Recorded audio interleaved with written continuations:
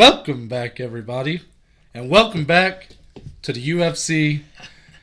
Boy, have we missed it, haven't we? We have got some fights to talk about. Yes, for we the do. first time in 4 weeks. Episode 58 of the Below Average Joe's MMA podcast.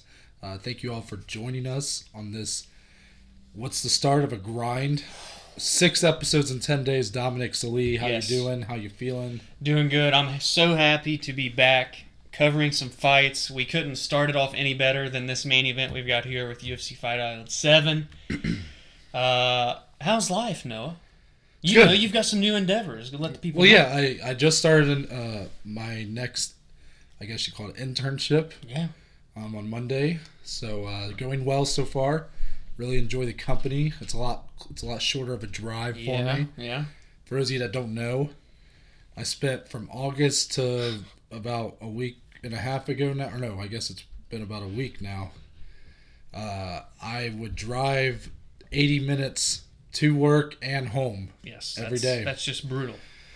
Yep, but it's a unforeseen year. Yeah. So You got to take what you can get. unforeseen problems require unforeseen solutions, right? Very interesting. So just out there grinding, no different than anybody else, obviously. Some people have had it a lot worse, but I'm definitely happy to be driving about 20 minutes to work. I shaved off a whole hour. Yeah. No more waking up at 4:30 in the morning and all that. Now I wake up at a crisp 6:30. Yes. 2 more hours. Yeah, but it's good. I'm happy. Working from home on Friday, so when you guys, I'll be at home, so I'll be actually probably listening to this episode while I'm doing my thing, you know. Yeah, so hit us up. Have a discussion about the Yeah, so episode, hit me up. While you're listening to this right now. Yes. Text me. Yeah, and say, I just heard you. DM me. I just heard you to tell us to text you, and I'm texting you. Yeah. That's what they should Do say. it. Yeah. But anyways, we're glad to be back. But before we get into the card that we have headlined by Max Holloway and Calvin Kattar, Dominic, you know what time it is. It's time for the news. The news. Let's start with our fight announcements. Right We into got it. some big ones. 3 of these happening on the same card. But But we've been doing chronological order Right, here. right. So probably the biggest one of all of these is one we're going to talk about first. UFC 259. This is the card that's already got Jan Blachowicz defending his light heavyweight belt against Adesanya, and Megan Anderson trying to take the women's featherweight strap from Amanda Nunes, the GOAT. Yes. They're adding a third title fight here for 3 UFC title fights. 259 is happening on March 6th. Petr Yan, Oh, yeah. the bantamweight champion of the world, making his first title defense against Aljamain Sterling. Finally, we're getting it. Hopefully. Fingers crossed. Yeah, okay. Let me reword it. Finally, they committed to booking it. Yes. Which I think they kind of booked it. They did book it for the end of the year, UFC 256. December 12th, yeah. So I guess they already kind of did, but you just never know. Like they never seem to want to commit to Sterling. Like Dana wouldn't come right out and say he was the number 1 contender. And then when the fight fell through at the end of the year, I started getting a little worried about maybe T.J. Dillashaw, whose suspension's up at the end of the month, maybe getting that shot. But good news, we get the fight that needs to happen, that we want to see happen. So, give your thoughts here. I know you're big on Sterling, so... Yeah, I mean, I just can't wait to see this fight. I don't even want to go into it much because I just want it to happen. Yeah, I want to get to fight week. Yeah, I know we've talked about it before. But I mean, stylistically, this has so many great things that could happen here for both guys. You know, Petr Yan's really trying to prove himself here. A lot of people still kind of saying he's the uncrowned champion, really, because he beat Jose Aldo to become the champ. It's like, was that even a warranted title fight? You know, and there's always going to be some people, and I don't want to act like it's a lot because it's a dumb argument, saying that until he beats Dillashaw. Because Dillashaw never got beat. So this is a lot to prove here for Jan and for Sterling. 5-fight win streak now. So much deserving of this opportunity. That a minute win over Sandhagen, something crazy. Yeah, very quick. So this should be a very interesting fight.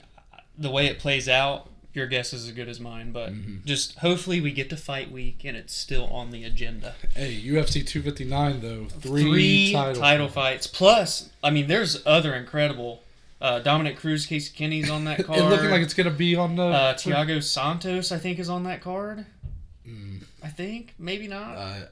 Isn't that the? No, maybe it's the week before. There's a lot of really good fights on this card. I don't know how they're going to determine who's going to make the cut for the main card, to be honest. Yeah, I mean, it's just crazy when a guy like Dominic Cruz, who co-mained in his last fight for a belt against Cejudo, looks like he's about to be coming off the prelims. Yeah, I mean, you know what I'd love if they gave us a little 6-fight main card action with 3 title fights. You know, Joseph Benavidez, Askarov, yeah. Actually, you're right. Rakic and Thiago Santos. Shit, buddy. I thought that was a fight night. Wow. So, Song Yadong, Kyler Phillips. Yeah, good luck making that a main card. Kai Kara France, Rogerio Bontorin. I don't know how to pronounce his last name.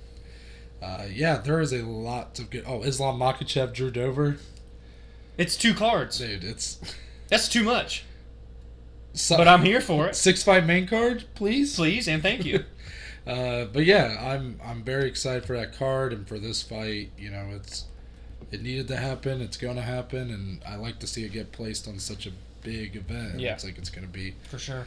Now, a week after, we got back-to-back bangers. Back to back. This is true. All 3 happening March 13th. I'm going to start with the one that's going to be the lowest of the 3 on the card, I would say. Ryan Hall. This is actually probably the freshest story. Hot off the press. Hot off the press today. Ryan Hall. The guy who... Look, leap years happen more than Ryan Hall fights. Yeah. And he is booked here against Dan Ige. And, you know, this is a fight that I believe we've even gone back and forth on saying that, that this should happen. Ige is definitely... He was given such a big opportunity off a controversial win over Barboza against Kattar. Came up short. So he's still really hungry right now. And that shows by going up against probably the most dangerous guy in the division. Yeah, I mean... the guy nobody wants to fight, Ryan Hall. He's on a 4-fight win streak coming into this. But the problem is... You're talking about Ryan Hall. Yeah, Ryan Hall. Yeah. He fought December 3rd, 2016. Then he fought again December 29th, 2018. Then he fought July 13th, 2019. And here we are now. It's going to be March 2021. That's the problem. Yeah. A whole mixture of things. People not wanting to fight him, injuries. I get it.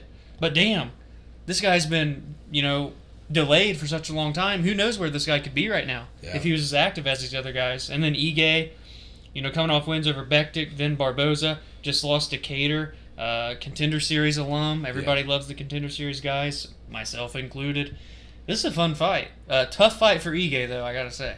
Yeah, Ryan Hall has just been one of those guys that we've yet to really see him. I don't know. We haven't really seen him be even threatened, really. Like he tends to he's gotten a lot of favorable matchups against a lot of aging guys, or not necessarily aging. I mean, BJ Penn being the one I'm thinking of there, but he's gotten a lot of fights against guys who were kind of in a crossroads in their career, and they just needed what would you call it, just a chance to bounce back, so they're desperate in a way, and that's perfect because Ryan Hall's the guy nobody wants to fight, so you put him up against him. So he's really not been, we know he's all about the ground. He even kind of controversially was in one of his fights, he did the pull guard about a dozen times. That was a bit controversial. But Ige is a guy that's going to bring the fight, and ideally you would see more stand-up then. But who knows? Ryan Hall has a great ability to get it to the ground. He's so just seamless in his transitions, and just watch out, Ige. All of a sudden, Ryan Hall's flipping around your body, and you're in a freaking knee bar. Your knee's bending the opposite direction. But I'm happy to see this matchup. And Ige proved a lot against Kattar, even though he lost, because I wasn't really buying into him yet, because I thought he lost to Barboza. Even though he lost to Kattar, he showed a lot of heart. He even got a round or two. Probably a round. That was a big step up for him, regardless of Barboza fight. But this is this is a meaningful fight for both guys. A big test for both. Yeah, so I'm very excited for that. Now, what's going to be our, I'm assuming, co-main event on this card? This is probably boom, boom, boom. Yeah. Honestly. At heavyweight, Ciryl Gane. I've called this one, baby. Yeah, so Ciryl Gane, who we just saw knocking out Junior Dos Santos at Yes, UFC 256. He's in the top 10 now. Looking like a real threat right now. He's in the top 10, and he is shooting for the top 5, and that's because his next matchup is going up against Jairzinho Rozenstruik. And yes, you were the one that called this. I'm going to let you give your thoughts then first. It's just the way that they're progressing with Gane here throughout his career. So, he goes, unranked guy and Dontel Mays, then a Tanner Bozer, who's relatively new like himself, but was right there in that 15-ish. Then he goes to a JDS who's on a 3-fight skid, but still top ranked. Now, boom, you're cracking. He's ranked 7th now, cracking into the top 5 with number 3, Rozenstruik. For Rozenstruik, he had just beaten JDS. Oh my gosh, I just started playing a fight. He is coming off a win against JDS as well. But before that, KO'd by Francis Ngannou. So again, both these guys coming off wins over the same guy, both via KO, TKO. It makes the most sense for both guys in the division. We've got Blades and Lewis scheduled, and Ngannou is more than likely fighting Francis. What's the next logical step here for Gane? Rozenstruik or an Overeem? You didn't hear what you just said. Oh no. You said Ngannou is scheduled to fight Francis.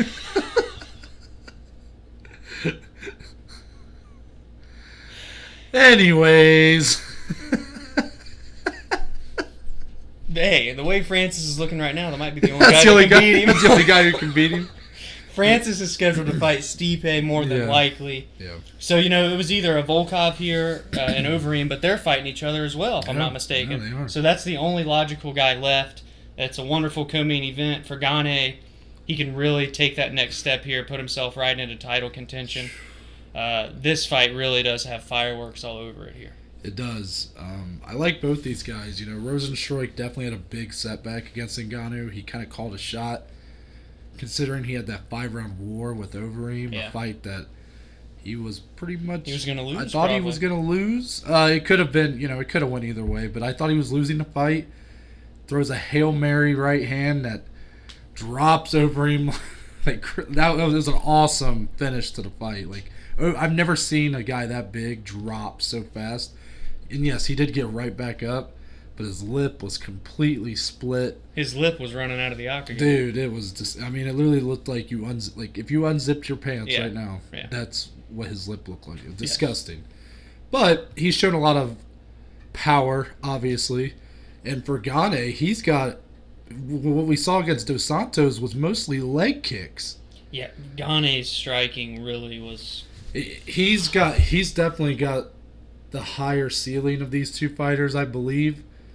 However, this is a big test for him. It's a big test for him, A younger guy that's still on the come up. Dos Santos never really landed much of a shot. Yeah. We've really yet to see Gane get landed on.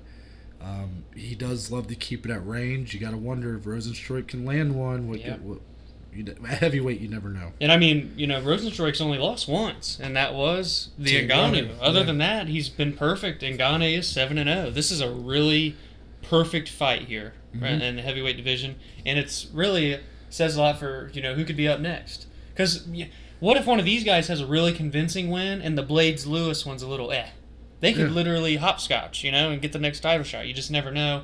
I say that all the time. It's about how you perform in these fights, no matter what that number is next to your name. True. So Gane could come in here, KO Rozenstruik in round 1, and hey Stipe and Ngannou, I'll be waiting. Hey John Jones, I'll welcome you to the division. You just never know. You want to tune up? Yeah. So I can't wait for this fight.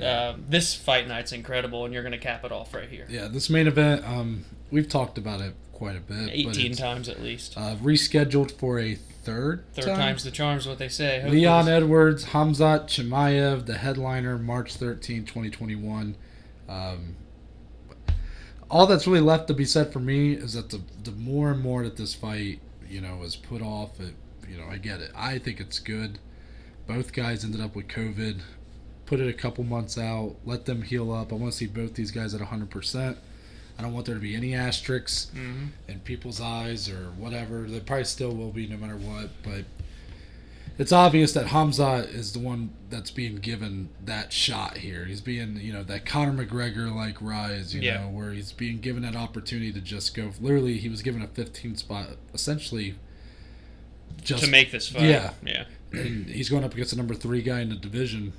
And Leon Edwards is a killer, very underrated. And the more that this fight, that has gone on without happening, I actually think Leon Edwards stands to gain just as much. Yeah. And that's why people were not happy, including Leon himself, that this fight was being pushed. Leon basically refused to accept it, and they dropped him from the rankings, and then he kind of rescinded that and took it.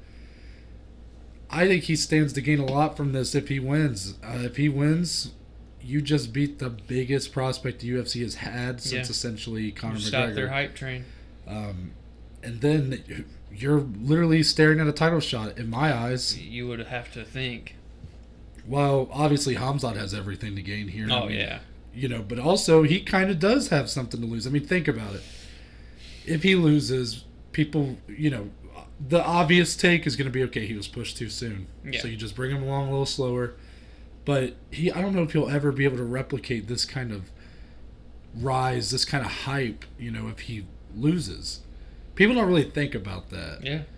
When you lose one, and I know with like Conor it didn't happen. When he lost to Nate, he didn't necessarily it didn't halt his momentum when he bounced back and all that. But you just never know how it's going to go. Yeah, I mean, it's kind of like, how is Edmund Shabazian going to bounce back? I mean, people already kind of talked him like he's done. Yeah, so... Same with Corey Sandhagen for a while, had that after the Aljo lost.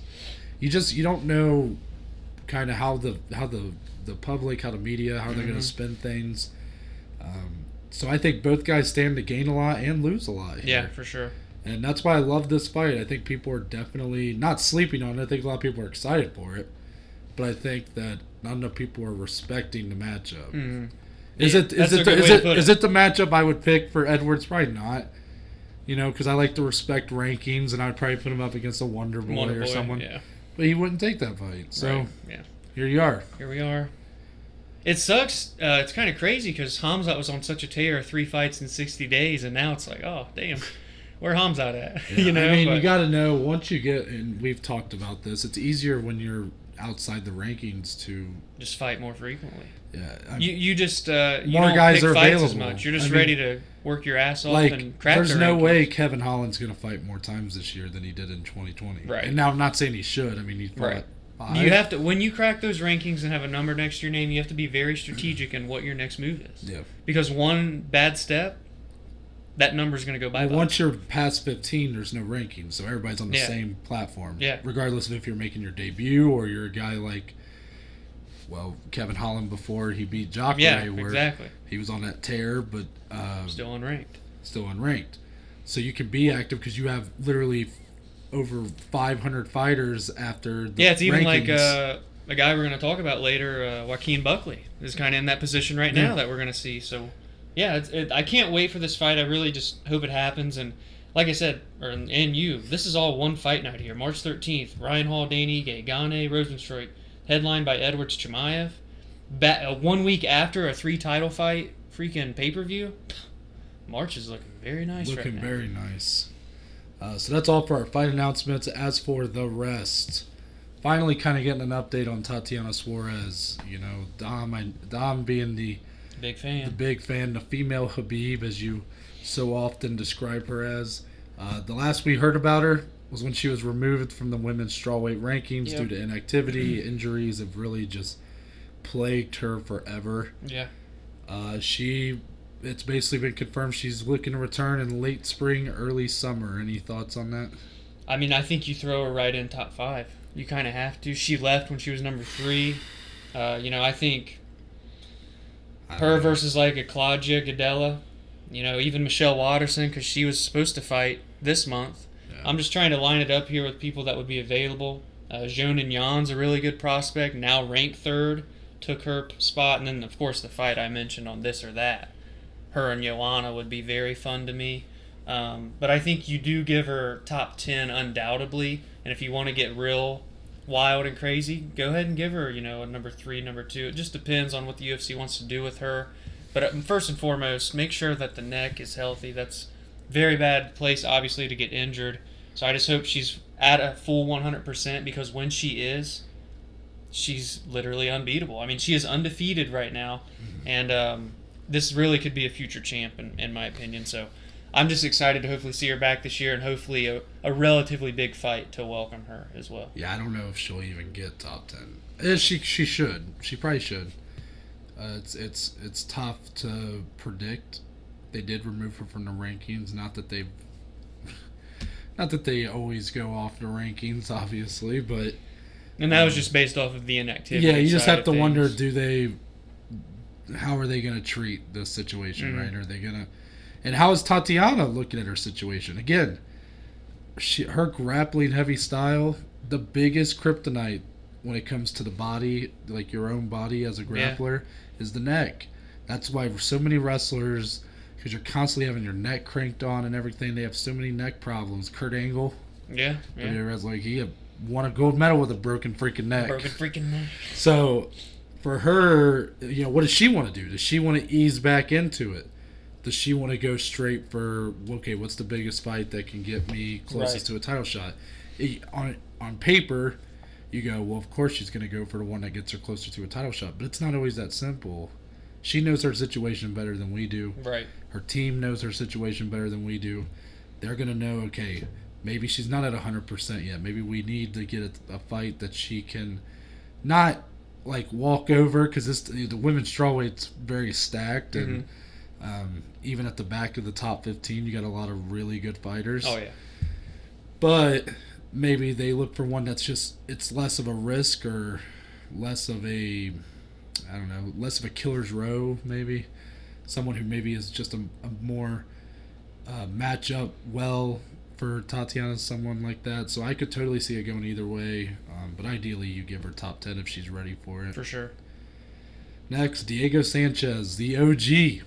Legend, really. The first ever Ultimate Fighter winner, along with Forrest Griffin. Yep. Back in 2005. A nightmare. Yep. He says his next UFC fight will be his last. Now, there's a lot you can talk about with Diego Sanchez. More recently, a lot of negative things you can say. And that's unfortunate. It is. And I don't know where to start. Let me start by saying that I have so much respect for Diego Sanchez for the fact that he is one of the OGs. He's the last of an era. Yeah. I mean, literally. We haven't seen Forrest Griffin fight in the UFC in a decade. Yeah. While he won the same tournament. The same tournament in a different division that Diego did, and Diego's still fighting. And pretty active, really. Yeah. He fights good amount. And honestly, it's not like he loses all the time. Yeah, and he fights good fighters. Yeah. There was a time, he fought for the belt against BJ Penn way back in the day, and got beat up in that one, but he hung around the top for a while, for a few years, and then, this later part of his career is where he started to kind of just hang around the middle of the pack. And he's changed his style so much. And, so here's where we're going to get into, the negatives. He beat, his biggest win of this late part of his career is when he beat Mickey Gall. Yeah, that's true. That was a great win for him. Mickey Gall, no slouch. Yeah, for sure. And Diego kind of dominated him. Yeah. So, coming off that win, you would think, okay, he has some momentum here. And then he leaves his gym. Which was Jackson Wink. Yeah. And then he basically his whole corner scrapped. Yeah. And he hires Joshua Favia to be his coach. He's like a life coach. It's a life he does it. He's like his representation. Mm-hmm. He's his manager.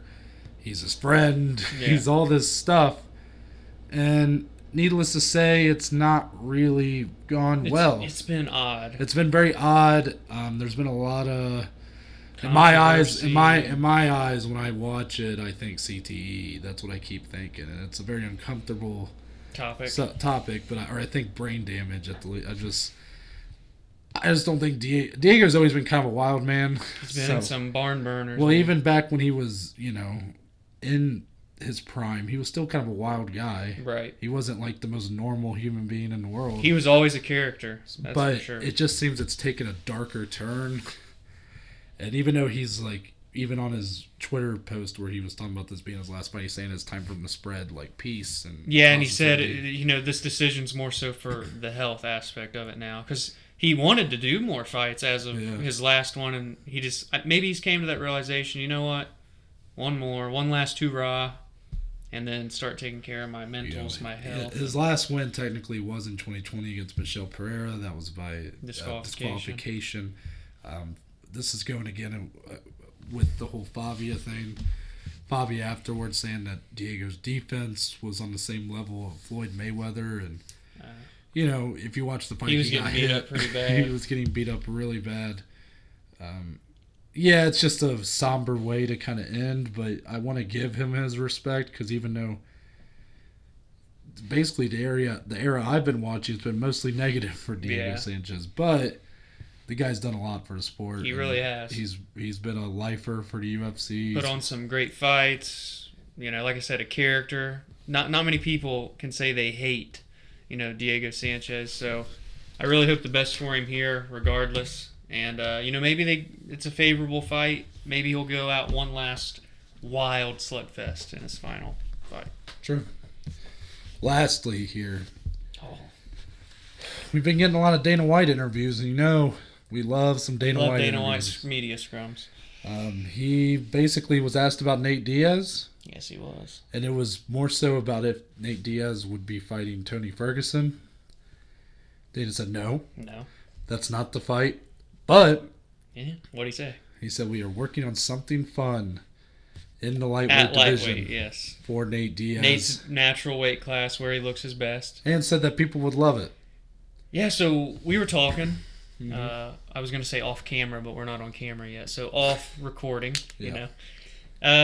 What could we be seeing here? What's Dana hinting at? So, we're looking at the rankings earlier. And we're just like, what could it be? It's something fun.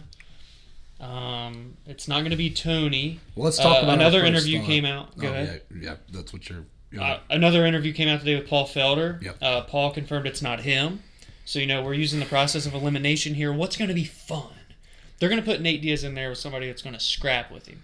So what are our options we thought of now? Well, I'm just going to say what I think it's going to be. Oh, do I really think it's going to be? It's too late now. There's two that I'm thinking it's between. And people are going to be like, what? I think it's either Justin Gaethje or Charles Oliveira. I know Justin Gaethje, and I'm actually probably leaning more towards Charles at this point. See, I'm leaning more toward Justin. Gaethje's ranked number 1. Nate is unranked. And I know Nate's a huge star, and again, we've talked a lot about these rankings today, and UFC doesn't really follow them all the time. But Gaethje technically is probably next for a title shot if Khabib leaves the division like we assume he is. Right. But Charles is still kind of like, even though he probably should be, it should be him and Gaethje probably fighting for a belt. Yeah, that's what him it should and Gaethje be. Fighting. Or winner. Charles waiting for winner of Conor Dustin. Yeah. But, the UFC might want to capitalize on Charles Oliveira here, as he has just went to a new level for himself and looked incredible in his fight against Tony. So maybe you put him with Nate Diaz and really try to build that star power. Yeah. Before maybe if he wins, you get him. Maybe they're probably hoping he put him up against Conor McGregor. Yeah, he's so a bigger star. Here's my leap. Okay, sorry, finish. First. Or on the reverse end, if Nate Diaz pulls out the biggest win of his career besides the Conor fight, then you do him and Conor 3. Yeah, so is the UFC... This could be a little wild and crazy, but I'm going to take you down the path with me. Okay. They're going to throw Nate in here with a top 5, potentially, if it's Oliveira or Gaethje. I'm leaning more toward Gaethje, just because when Dana says the fun aspect, I think slobber knocker. Oliveira doesn't have the intangibles to make it as fun, I don't think, as Justin. Because we know what's going to happen if Justin gets in there with Nate. Oliveira could take it down, dominate on the ground, so on and so forth. We don't know. Not that Diaz can't beat Oliveira. But I'm leaning toward Justin. But here's my whole thought process. If Nate Diaz comes in and beats number 1 ranked Justin Gaethje, he's all of a sudden at least top 5. I don't know if they'll put him right at number 1, but he's top 5 regardless. With a win over the guy that just lost to Habib. Right. And if Conor beats Dustin, this is saying with Habib retired, by the way, they do the Conor-Nate trilogy, which everybody wants to see. I want to see that. But they could put a belt on the line for it. I hate that idea. I hate it. But I mean, you can't when you look into it. I mean, you really can't say it's not earned. That's true. If Conor beats a guy Dustin, with number 1, Conor beats Dustin, who you have reaped his praises on since we've done this podcast, saying he could be the future champ. He was the interim champ. Still ranked, what, second, third? Second. If Conor beats him... Conor's obviously next in line regardless. Well, I'm just saying I think it's earned. And if Nate Diaz beats the number 1 contender... Well, I mean... As if the trilogy wouldn't be big enough already. Yeah, I mean... If they put a belt on the line for it... It's a lot of what-ifs. There's also a third option here that's a bit out of left field, but I'm gonna hold off on it. You can tell me off recording, off record. Yeah, sure. Okay. So that's it for the news. It's time. Yeah. It's time. We're doing fights. We're breaking down fights. We're previewing fights. This is true. I forgot how to do it though. Do you remember how we do this? Okay. It's been a while. So here's how we do this. Okay. So we got 5-fight main card. 5-fight main card. So first I'm going to break down or run through the fights we're going to talk about. Okay. And then we're going to go one by one. One by one. And you're going to do your little thing. The notes. The nitty-gritty. I think that's what it's called. You're going to do nitty-gritty. Yeah. And then off your nitty-gritty, yeah, we're going to give our analysis. Okay. And predict the fight. So, first up, middleweight. Punahele Soriano versus Dusko Todorovic. Dusko, hey, veteran of the podcast. Shout out Sid from Toy Story. In a good way. In a good way, yeah, of course. Second fight, also at middleweight. Joaquin Buckley, our winner for Knockout of the Year. Probably everybody's winner for Knockout of the Year. He said he's going for back-to-back. Going up against Alessio De Chirico. Third fight, welterweight. He's back. Santiago Ponzinibbio. Oh, if y'all forgot. Going up against Li Jingliang, one of the most underrated fighters in that division, in my opinion. Our co-main event, also at welterweight. Oh. We got a legend fight. Yes, we do. Carlos Condit, Matt Brown, OH. I.O. The natural-born killer. But I love the Carlos immortal. Condit. I love both guys, yeah. Matt Brown's a close friend of ours, Noah. Yeah, we met him. Yeah, so... And besties. Our main event. Listen. At featherweight. Max Holloway versus Calvin Kattar. The best is blessed, Dom. This is the perfect main event to welcome back the UFC. And to put on ABC. To put on ABC network television. First time since December 15, 2018. Kevin Lee Ally Quinta 2. Yep. First time. Mm-hmm. And we got this main event with all those great fights on the main card. Oh, yeah. Let's go. All right.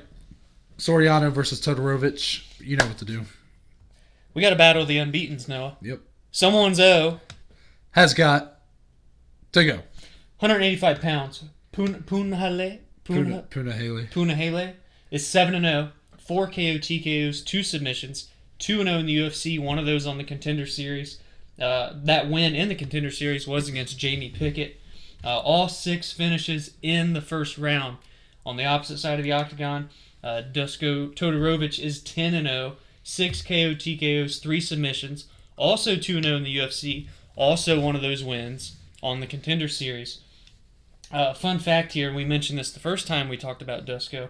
He has a win over Michel Pereira back at SBC 19 in 2018. That was via TKO, and then got a TKO victory over Daquan Townsend in his most recent UFC bout. 6 of his 9 finishes have came in the first round. undefeated for a reason. Noah, we say it all the time. And now we've got 2 undefeated guys. We're in for a low-key banger here to start the main card. I think so, too. I think this fight is supremely under the radar for a lot of people. Yeah. And I get why. These are 2 guys that are prospects. And we've broke down Dusko before, so we're more familiar with them. But do not sleep on Soriano in this matchup. Both guys undefeated for a reason. If I'm not mistaken, this was on If You Don't Know Now You Know with Dana White. I have not watched that yet. So, yeah, it wouldn't surprise me. If not for a little fight a little later in the card, I'd probably pick it to be fight of the night. I think it's got that much promise to it. I'm actually going Soriano here. Going against the guy that I know more about. Both guys, really, this fight can go either way.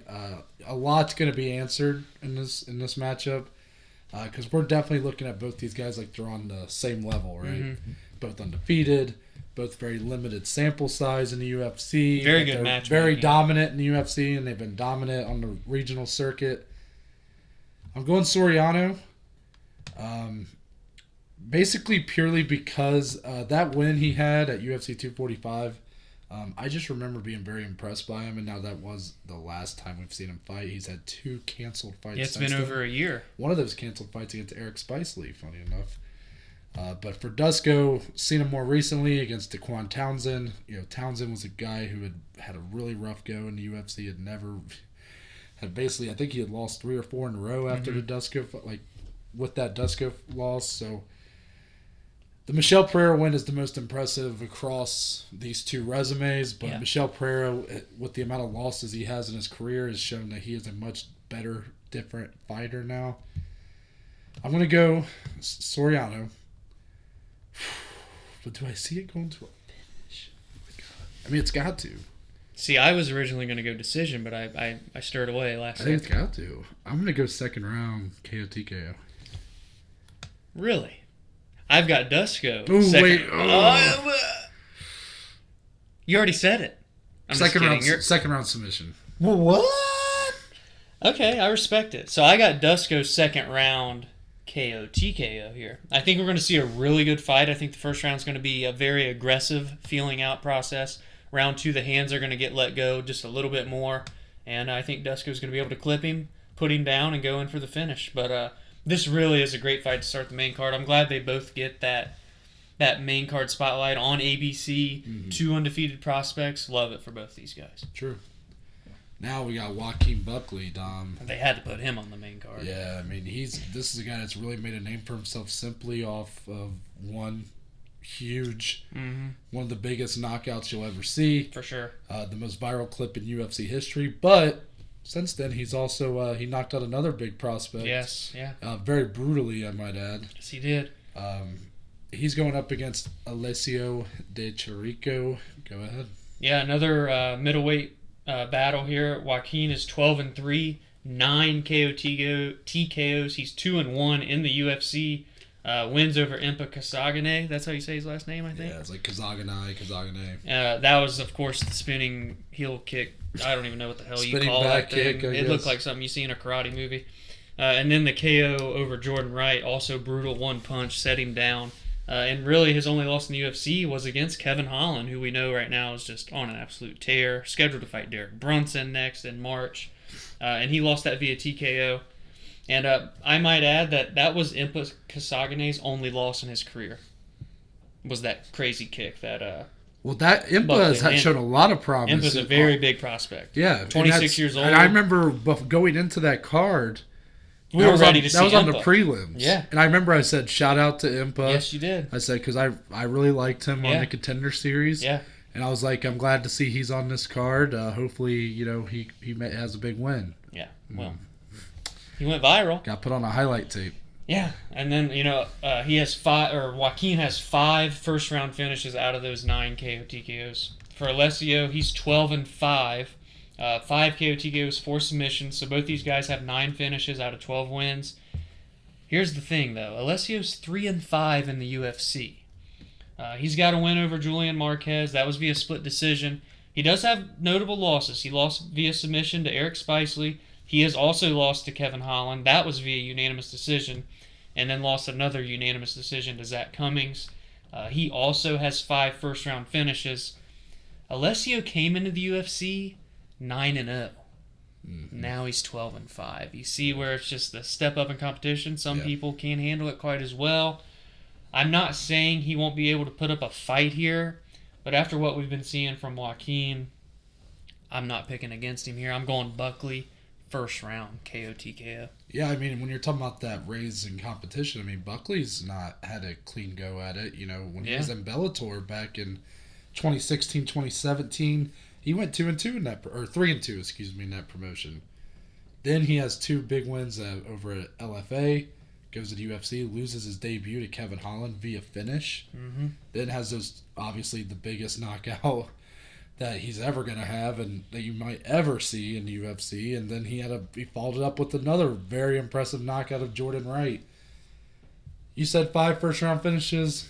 I say he makes it 6. Yeah. Alessio De Chirico, I think the 3 straight losses when I was going through this stuck out to me, and I was like, oh, okay, well, this is a wash. This is just giving him another guy to knock out brutally or in a highlight reel fashion. And yeah, my prediction kind of speaks to that. But I do think there's a chance that Chirico can at least show more than people are going to give him credit for. You know, he has won in the UFC. And Joaquin Buckley, while looking very damn good as of late, I'm not completely bought into him as being like a world beater, I'm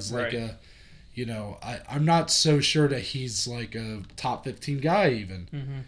You know, I know that he's only lost to Kevin Holland, but again, it's just he's very talented. I like Joaquin Buckley a lot. I like his attitude. I like his style. I think he's very technical, just a very well-rounded fighter, but I'm not completely in yet. So I'm just saying there's a chance that his name might overrate him in some people's eyes in this matchup. But I'm still going to go first round KO TKO. I think that's a smart call, but we'll see what happens there. Who knows? We could be in for another highlight reel finish too. Yeah. And now here's the fight that's probably the one that intrigues me the most. You're talking about a fight getting slept on. This is a fight that intrigues me the most because I'm just so unsure of how it's going to go. Yeah. Santiago Ponzinibbio is back after over a 2-year layoff, against Li Jingliang. Yeah, this is a great fight. I mean, Santiago is really, at the time anyway, this has been over 2 years since he's fought, but he was one of the best welterweights in the world. Yeah. I just think people forgot about him. We're going to do a quick refresher here. He's 27-3. 15 KO TKOs, 6 submissions. He's 9-2 in the UFC with wins over Sean Strickland via unanimous decision, TKO'd Court McGee, decision victory over Zach Cummins, KO'd Gunnar Nelson, another decision over Mike Perry, and then the brutal KO over Neil Magny in a headlining event. That was his last UFC fight. His notable loss within the UFC was against Lorenz Larkin. That was via TKO way back in like 2014, if I'm not mistaken. 2015. Santiago has 14 first-round finishes. He's coming into this fight on a 7-fight win streak.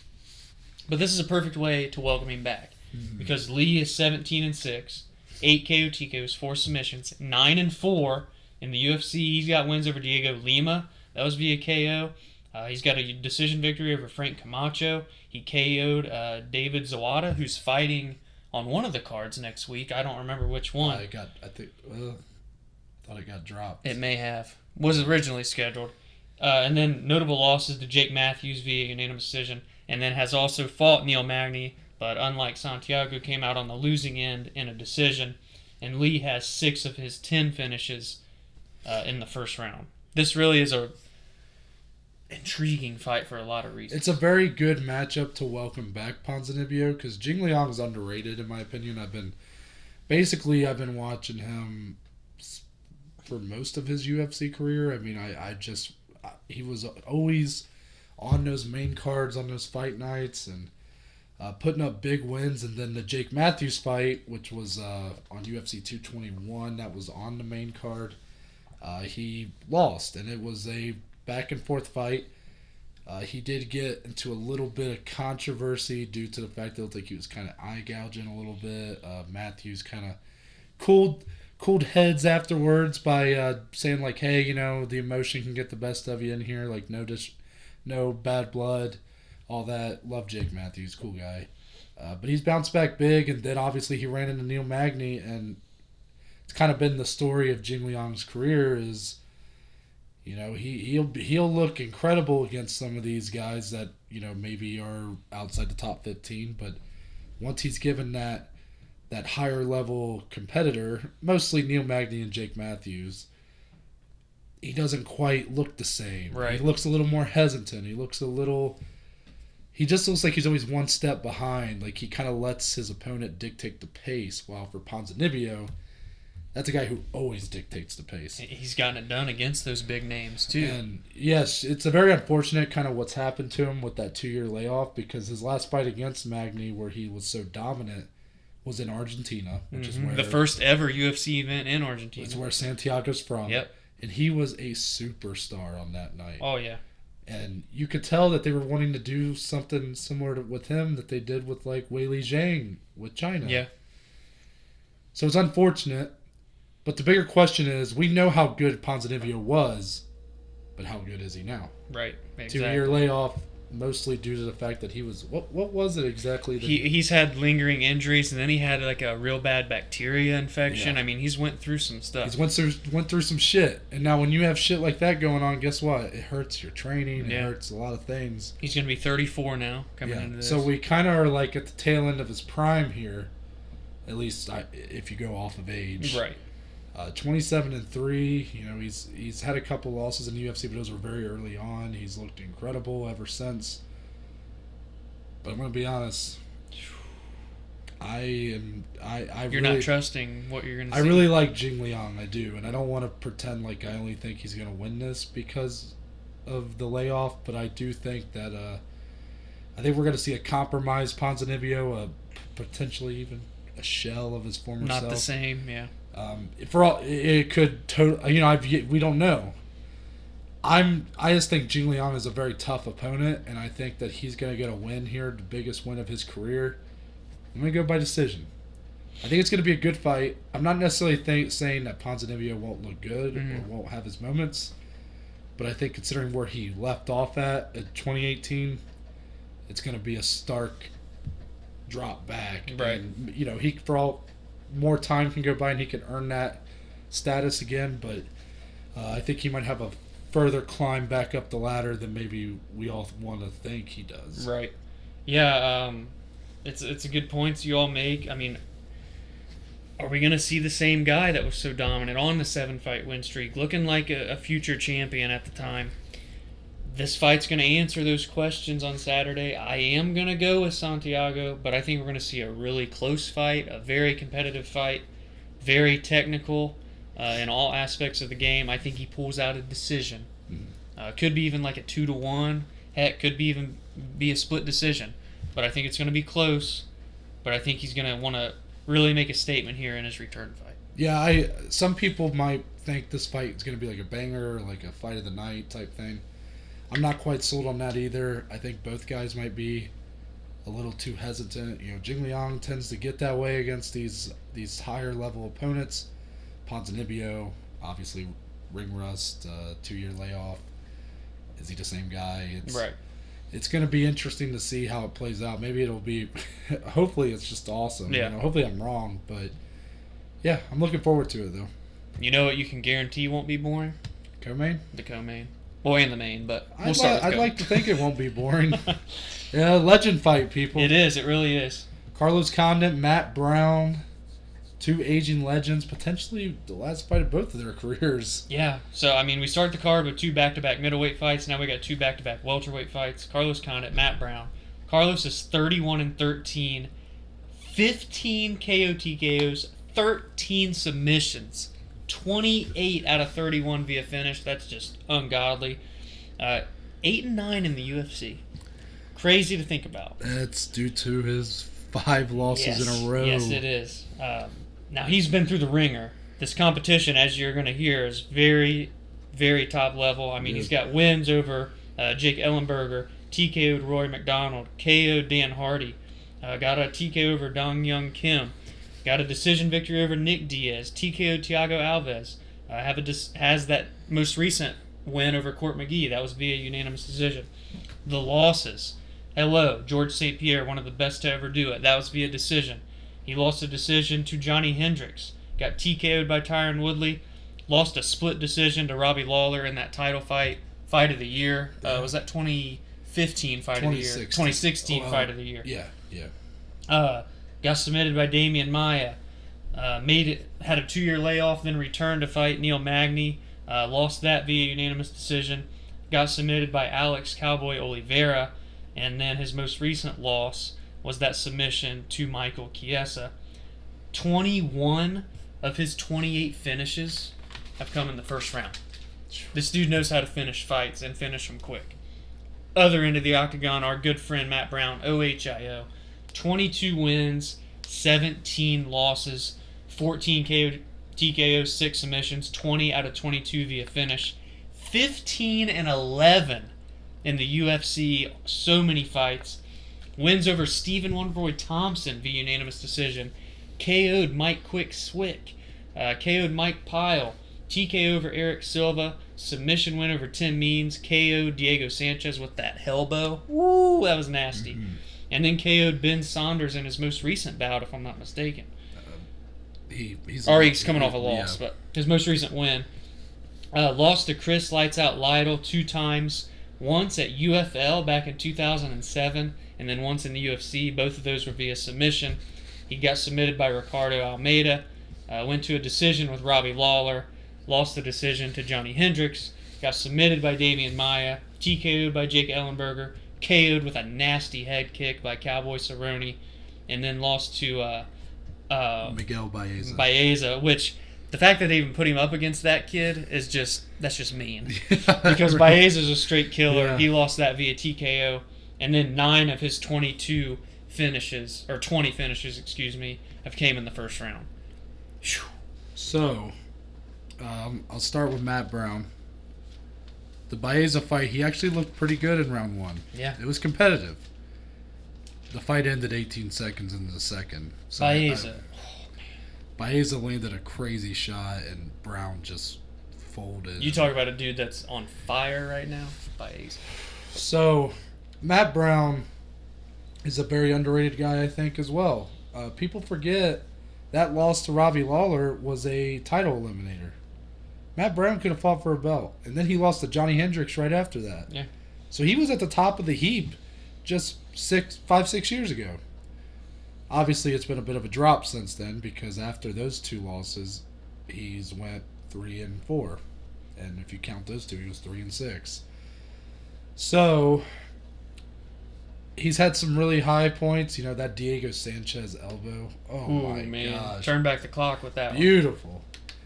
But then you have, like, the Donald Cerrone knockout head kick. Oh, just man. Ridiculous. And that was 4 years ago. That was when Cowboys really hit another stride. Carlos Condit, however, ever since that war with Robbie Lawler, has just never looked. And I know that that's a killer's row, but you're coming off of losing the belt. A fight that some people say he won to this day. And then you lose to Maia, which Maia was on a roll, got a title shot soon after. Lost to Neil Magny, lost to Alex Oliveira, lost to Michael Chiesa. So you just see that, like, that war with Lawler.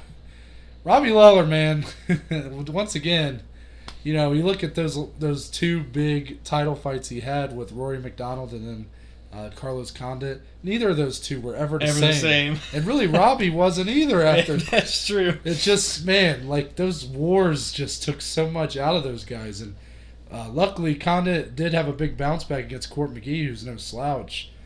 Very composed win, a very nice win. Yeah, he looked good in that fight. So here we are. We're 2 guys who I'm believing are at the very end of their career here. I mean, really the loser of this could, for all we know, retire. Even the winner. Both guys could retire, yeah. So I'm going to go Carlos Condit. Yeah. I trust his chin more. Yeah, I agree. And that's going to be my reason for picking him. And Carlos Condit, 28 finishes and 31 wins. I'm going to go second round, KO TKO. I'm also going Carlos. Mm-hmm. I'm also going KO TKO. I'm going third round. Okay. I think it's just going to be such a great battle. Those first 2 rounds, we're going to get into round 3. Both guys are going to be a little exhausted. He's going to be able to land a shot on Brown, and we know he's had his fair share of knockout losses. I almost wanted to go via submission, but I'll stick with the KO TKO here.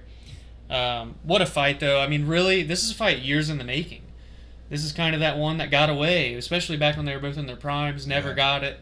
But we're getting it now. Better late than never. I do think they're going to deliver. They're going to put on a good show for the co-main. But, yeah, I've got Carlos here taking the win, ultimately. Let's move into the main event. The Blessed Express rolls on, my friend. Max Holloway versus Calvin Kattar.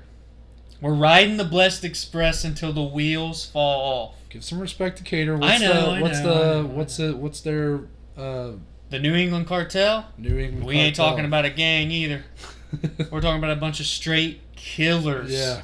Rob Font showed that. Yes, he did. Go ahead. Oh, shit. Right into it? Go ahead. Max Holloway. Max Blessed Holloway, 21 wins, 6 losses, 17-6 in the UFC. He's got 10 KO TKOs, 2 submissions. Wins over Andre Fili via submission. Submitted Charles Oliveira, submitted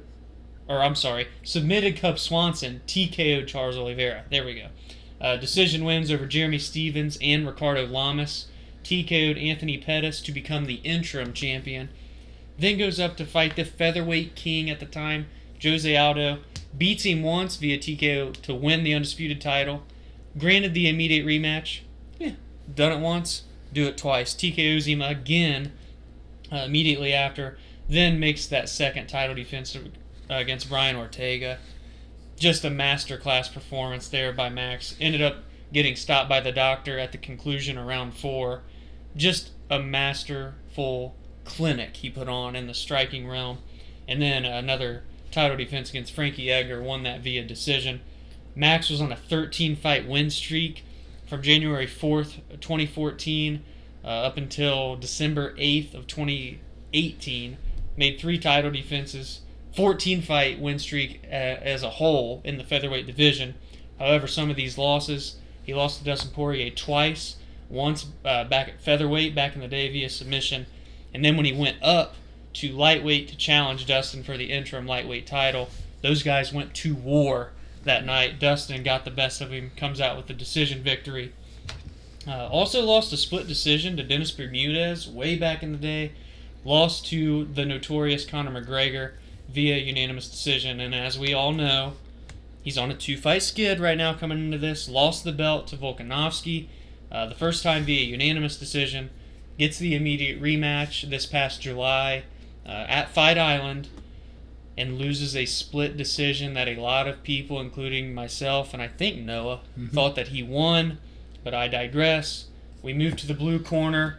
Calvin the Boston Finisher Kattar, 22 wins, 4 losses. He's 6-2 in the UFC, 11 KO TKOs, 2 submissions. He's got wins over Andre Fili via decision, TKO'd Shane Burgos, TKO'd Ricardo Lamas, KO'd Jeremy Stevens, which started with a elbow that, it damn near rearranged his face. Then a 5-round war, which we already mentioned, with Dan Ige. That was also a headliner at UFC Fight Island 1. Went all 5 rounds there, looked great the entire way through.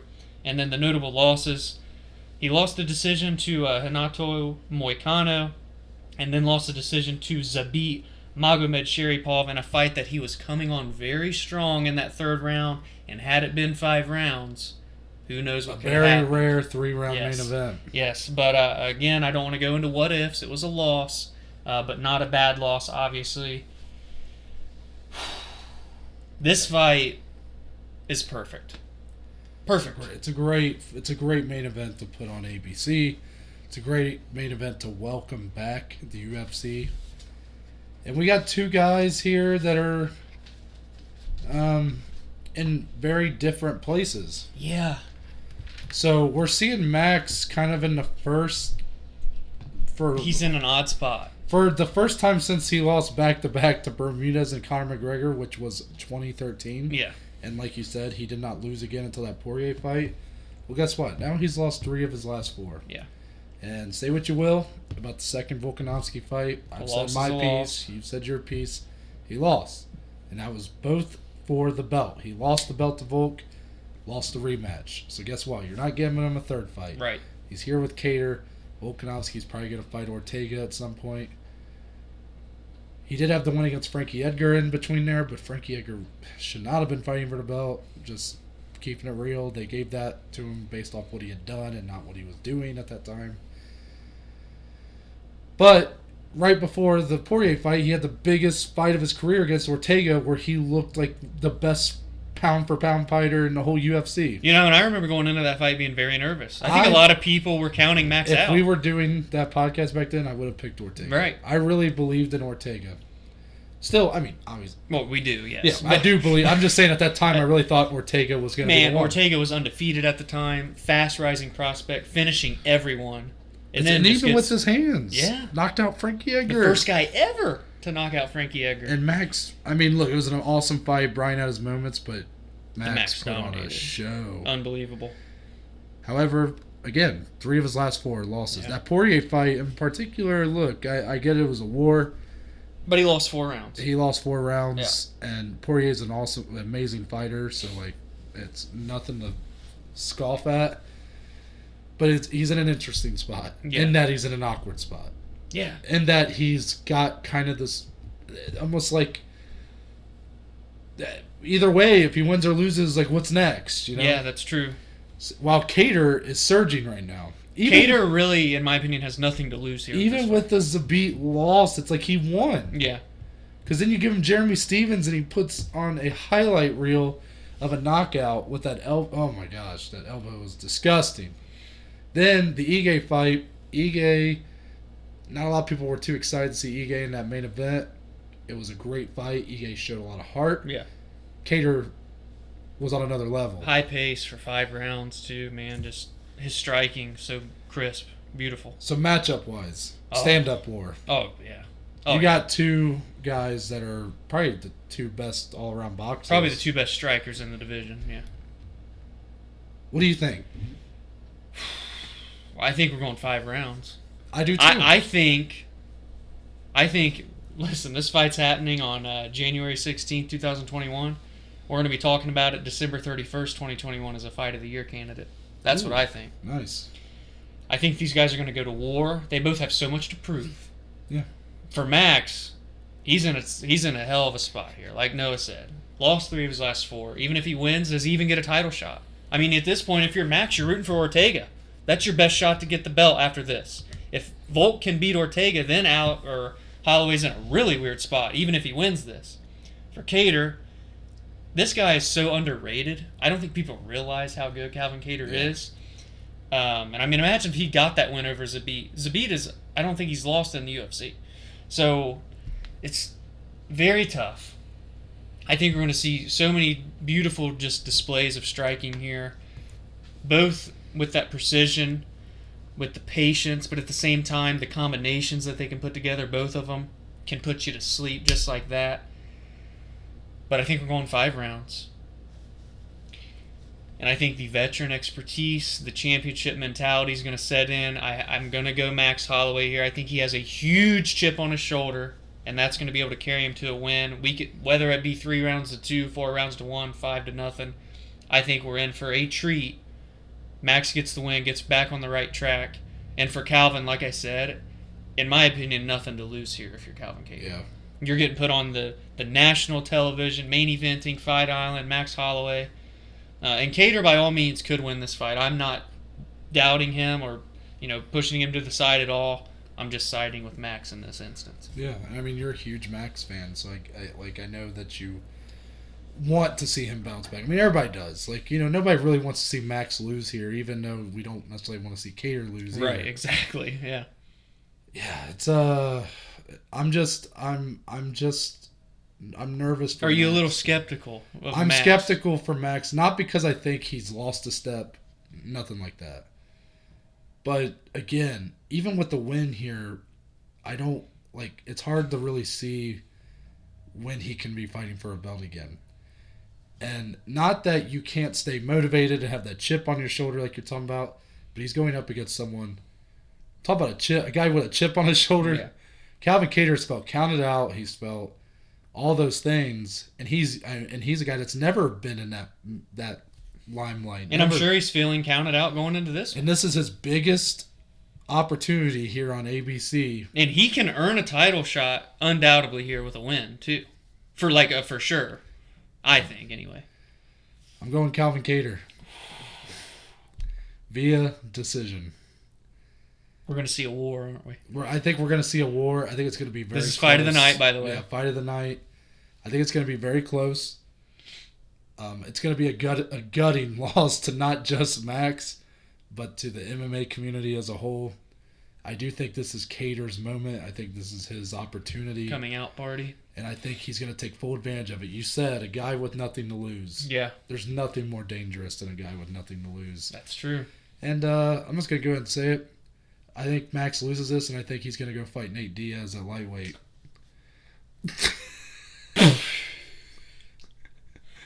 Alrighty then. So he'll be okay. You're gonna have to take the show for a second. Yeah. You just really. So yeah, it does. I honestly, when this fight was first booked, I said, "Oh, this is a great bounce back for Max." I was like, but then I kind of, did a little more research on Calvin Kattar and just kind of watched back some of the Jeremy Stevens he's fight, good, man. the He's Zabit incredible. fight, the Ige fight. Honestly, when you're talking about a boxing, like this is going to be boxing, Kattar does have the pedigree step above Max. Like, we're talking straight up just boxing for sure. Yeah. And I'm not saying that that's all it's going to come down to. I'm just saying that Max is going to be the better when it comes to the kicks, the knees, all that. So that's kind of where I'm at right now. Go ahead and prove me wrong, Max.